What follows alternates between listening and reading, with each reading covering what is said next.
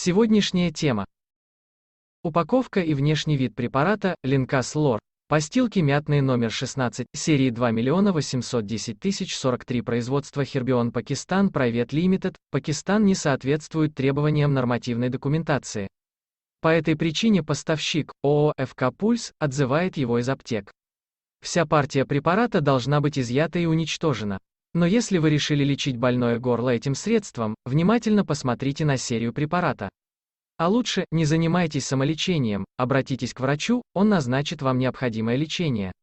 В партии препарата чабреца трава, трава измельченная, пачки картонные с вложением пакетов бумажных, 35 грамм, серии 020311 производства ООО ПКФ, фитофарм, слишком много примесей. Она также забракована и теперь должна быть изъята из аптек и уничтожена. Если для лечения заболеваний верхних дыхательных путей вам необходим чабрец, покупая его в аптеке, обратите внимание на производителя и серию средства.